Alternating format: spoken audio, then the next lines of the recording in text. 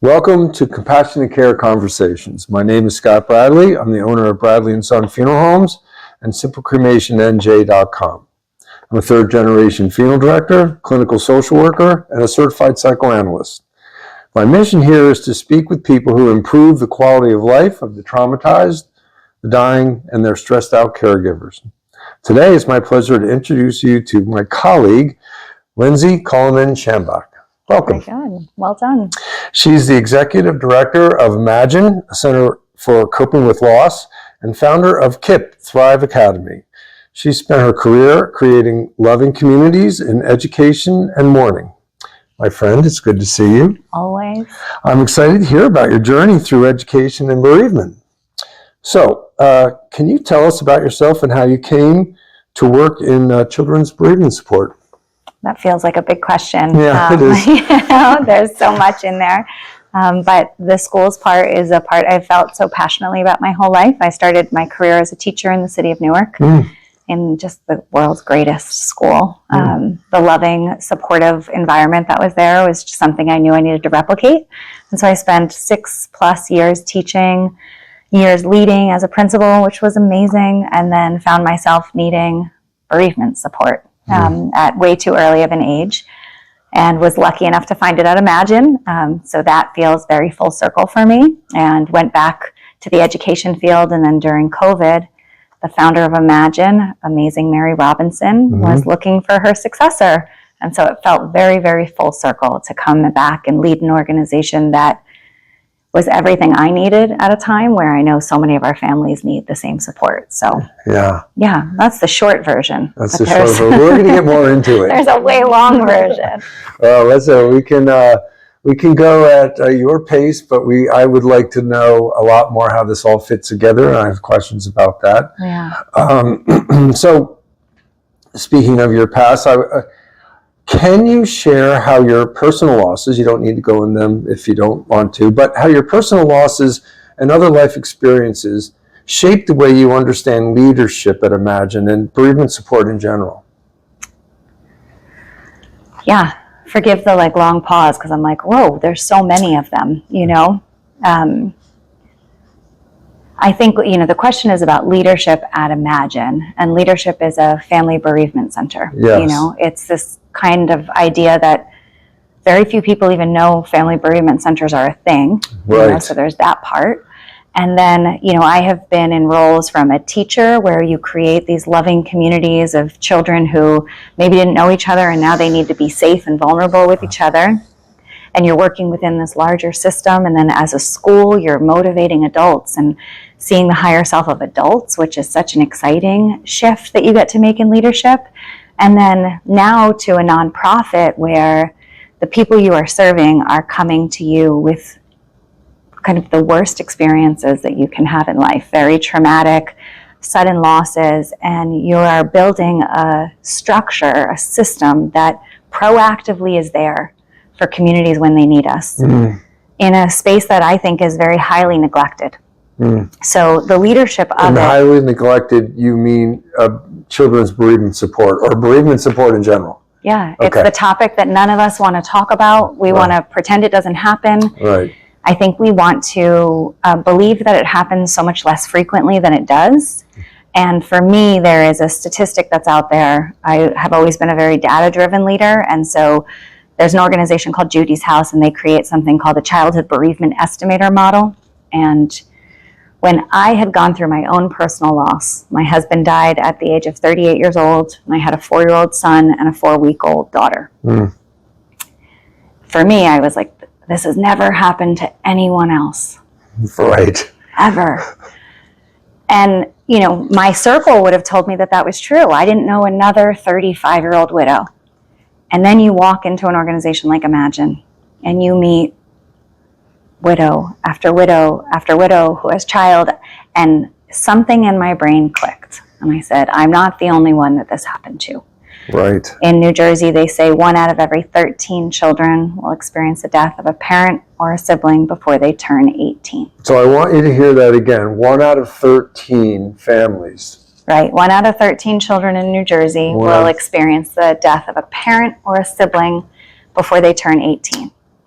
And for me, it was like, this is actually something that we need to be proactively providing structures and supports around. Right. And so the leadership at Imagine, everyone there has experienced loss, knows loss. We all abide by a same set of principles on how we support people. And there, forgive me, there's reactive support, like in the exact moment, but then there's all of this proactive support, a culture that we want to build in that is grief literate. Like, we need to learn how to speak the language of grief and bereavement, and that's what I think the leadership of Imagine over these past 5 years both has taught me and I have brought to it. You see the smile on my face? These are words that are not spoken very often. I've spent my adult life researching and studying and working in this field, and what you talk about is rare.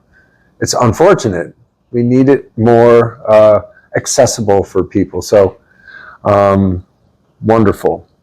I've actually had the privilege of supervising your support staff in what I saw on your website is called Loving Listening. And so I would like you to explain to the audience this special way of supporting grieving persons. Example, listening, the way you guys educate yourselves to listen. Emotional versus intellectual conversations or communication. So tell us about that. I would say that at Imagine, I had to unlearn. Yeah. Right? Like, I went through the grieving process as a participant at Imagine. And I remember wanting to fix it. I wanted my grief to go away. Yeah. And not everyone wants that. So I just want to name that, like, that is not something everyone wants. They don't want to let go of their grief. But what I came to learn as being a staff member at Imagine is we follow Dr. Alan Wolfelt, who I've gotten the chance to meet personally, and I was just so grateful for his leadership. But he talks about companioning and going to the depths of another soul with them, and not believing that you are responsible for finding your way out. And I think that's the listening part. We all think that our job is to console, our job is to fix, our job is to take away, but that at Imagine we believe that our job is to create space so natural grieving can happen. Like, if someone is grieving, you have done your job. Yes. You've created safety for them so that they can share the experience. That I like to say that grief deserves a witness. All you have to do is sit there and be a witness to the pain, not take it away, not rush them through it. There's one of our Imagine teachings that I love. There's no reward for speed. As like a highly driven individual, I'm like, where's my reward? Like, what metric did I hit? And I remember getting to the end of my first year after the loss of my husband, and I thought, like, I did everything right. How come it still hurts? Yeah. And it just does, right? Lawyers like to say it is what it is. You know, grief is what it is. And I believe it's better out than in. Creating spaces by loving and listening and compassionate care. We say at Imagine, people need to feel felt. And you can make them feel felt by listening, not by interjecting, not by telling your version of your grief and your story, but that what they really need is non-judgmental spaces where they can have all their feelings and not worry about how you are going to respond or how what they're sharing is going to impact you. And you taught the staff this. So you tell me if I have the interpretation of that. Well done. Well done. I knew you when you first became executive director, and you and I talked a lot about what supervision was supposed to be like, and you are such a driven person. It's so impressive to be around you and see your vision of things. But it did strike me that you were an educator and a teacher.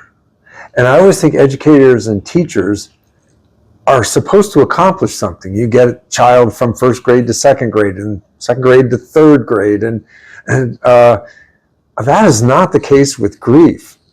And you already described that. So tell me a little bit of how you find that it's a challenge not to teach at Imagine, and how do you get that across to other folks? Yeah, that unlearning thing. Yeah. I want all kids to be on this path. But I think great teachers are also great learners. And I think the mindset around supporting people coping with grief or coping with loss is that they are your teacher. And so great teachers know how to learn. And so when you realize that the person who's teaching at Imagine is the griever, yeah, and you as the supporter are there just to learn about their experience. Yeah. It's like a nice thing. Like, many teachers love being students. And when you think about yourself sitting with someone who's grieving, like, you are their student. Yeah. Allow them to impart what their grief is like for you. Yeah. That's the thing I love. You know, I never heard it put that way, but I love it. And it's reminding me of some of the supervision I did is when a person who thinks to have this responsibility to help someone through their grief, help them mourn, it's a massive responsibility. It feels like it. But when you can let go of that and be the student and let the mourners teach you, Yeah. I could see the sort of weight lifted off their shoulders, and it can be a better group leader, I think. Yeah. I mean, teaching mindset, like, there is that, right? Like, we train volunteers to be loving listeners inside grief support group rooms. And so everyone who wants to step into this field, there is a level of structure that makes people feel safe. Sure. Right? Like, when there are rules and expectations, it's Maslow's hierarchy of needs. Like, we need to know what's expected of us. We need to know our rules.